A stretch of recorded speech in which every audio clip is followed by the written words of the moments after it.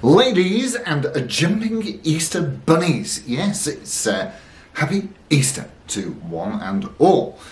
So, yes, indeed, we have a fabulous PRS Angelus. And, well, let's have a listen, see what happens.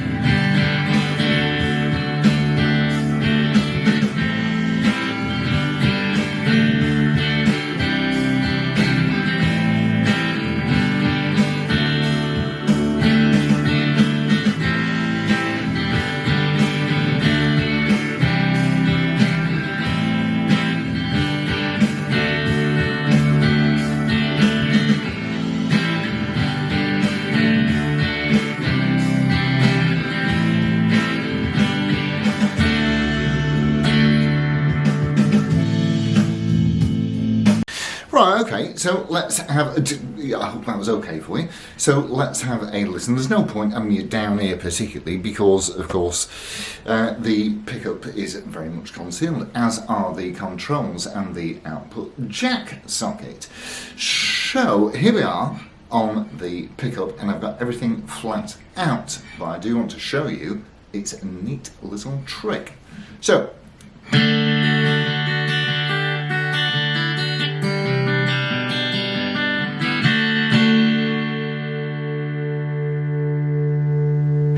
that's really rather good.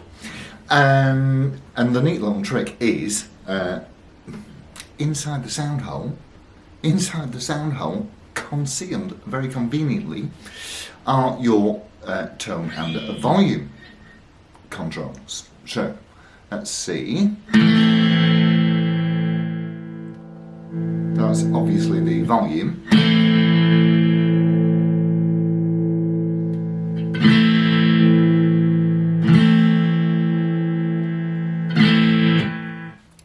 Brilliant, what a clever trick. We'll look at those just in a second. But before we do, let's have a listen to it unplugged.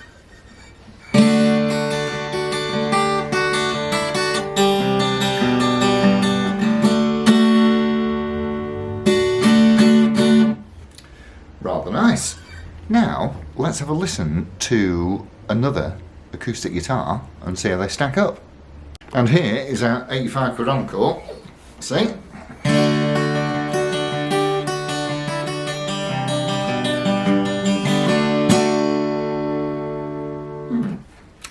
You decide. Right. So let's have a look at specs and prices and construction and whatever. Well, we have the PRS. SE, of course, stands for Student Edition. And this is the PRS Angelus. And if you want the not Student Edition, which is the American-made one, it'll run you about 5,000 quid. But these are rather superb. And let's have a look around the back here. So it tells us, of course, that it is made in Korea by Wildwood, whoever they may be. It does have PRS designed and stamped up tuners. They are excellent, and I've got to tell you that this is easier to tune by a mile than the Encore, because the Encore's got those horrible, just capped rather than sealed Fender Bullet style tuners. So winner, chicken and chips. And yes, so rather nice.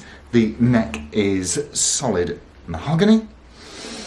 The rosewood fretboard, yes, proper rosewood fretboard, has of course the PRS signature bird inlays.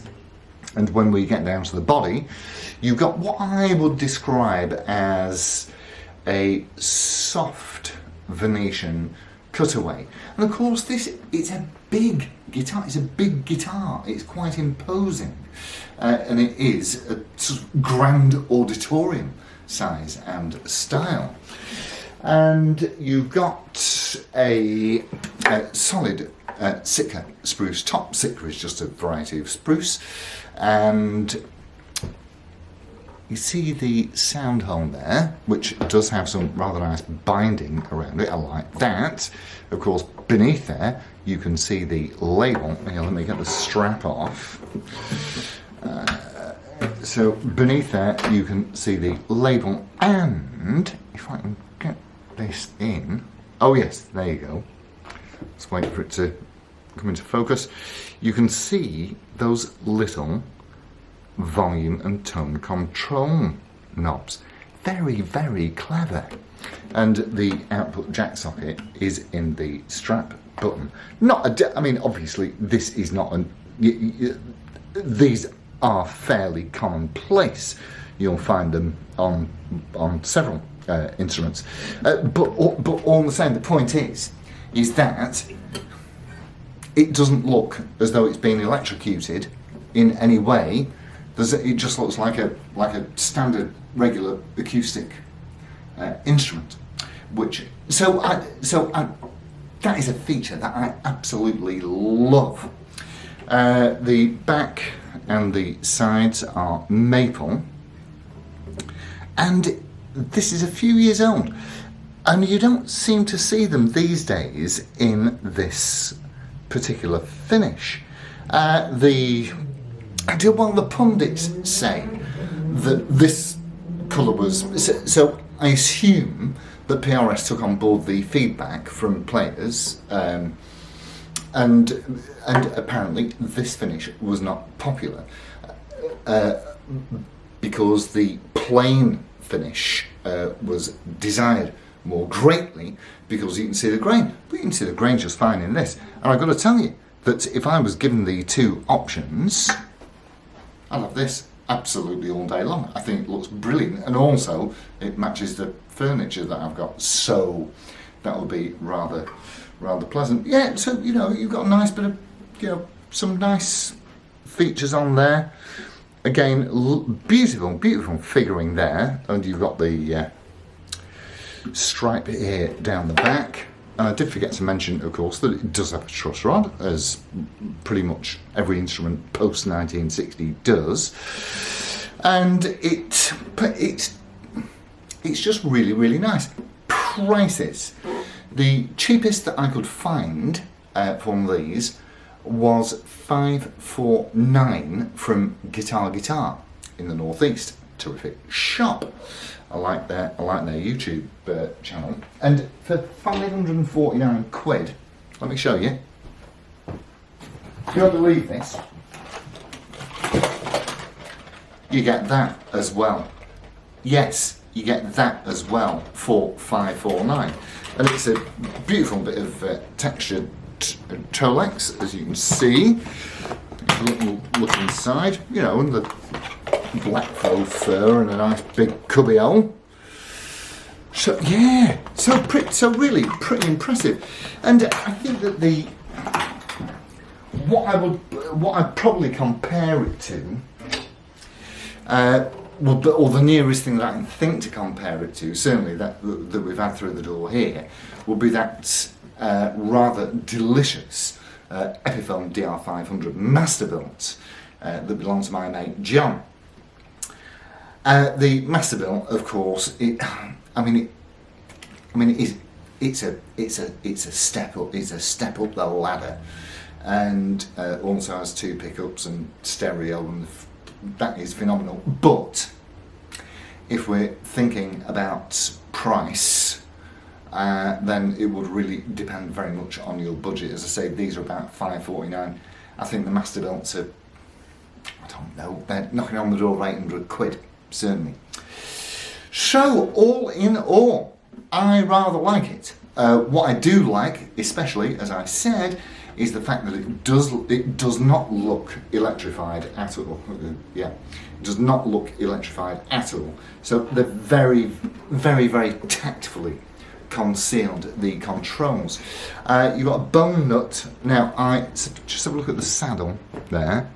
Now that does look like finest plastic to me, and apparently when originally supplied they did have a bone saddle, and the piezo is underneath the saddle. All in all, great instrument and great value for money. Student edition, £550. If you're a student with £550 knocking about, then that's your grant done in for the next 6 months, or however it is it works. So that's it from me and the PRS Angelus. I shall look forward to seeing you at the weekend and enjoy your Easter bank holiday stuff. Alright, adios amigos, ta-ra.